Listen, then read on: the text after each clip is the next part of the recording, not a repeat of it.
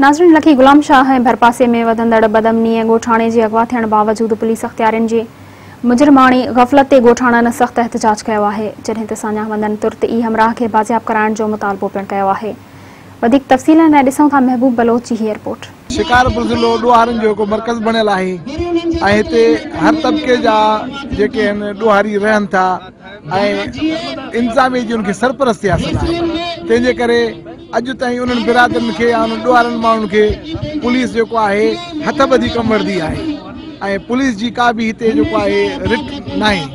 तंहिंजे करे इहा सूरत हाल आहे जो हफ़्तो थियो आहे अगवा थियो आहे, उनजे बावजूद पुलिस को ताउन कोन कयो आहे, को ककु भञी बीणो न कयो आहे। असांजो मुतालबो आहे त अब्दुल मजीद सरकी खे फिलफोर बाज़ाब करायो वञे। It's a highly condemnable act. Again मां इहो रिपीट थो कयां त पुलिस जेको रोल अदा करणु हुजे, unluckily they are not playing their role.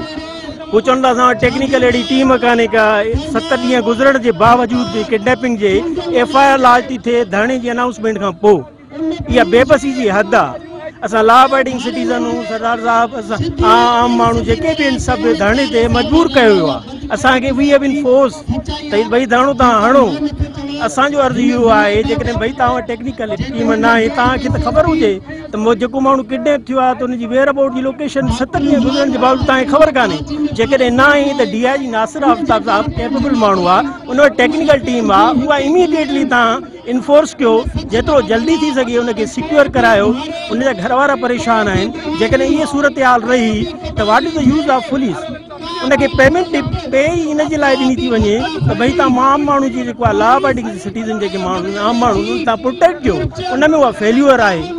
असां अर्ज़ु था कयूं, पुरज़ोर अपील था कयूं पुलिस खे त they should they play their role ऐं उन खे फाटक ते टारगेट करे अगवा कयो वियो आहे।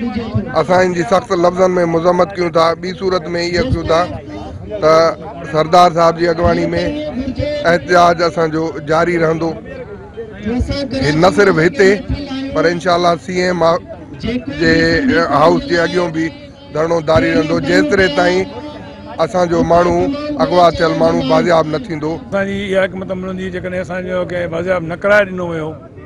असां जेकॾहिं ॻाल्हियूं हलनि थियूं, ॻाल्हियुनि में असां कामयाबु थी वियूं ऐं उन को टाइम उन्हनि वरितो ऐं उन असांखे जेकॾहिं टाइम ते न थियो बाज़ियाब त असां पहिरियों त DIG ऑफिस में ऐं पोइ RPO ऑफिस ऐं IG ऑफिस ऐं CM सिंध जे अॻियां धरणो हणंदासीं।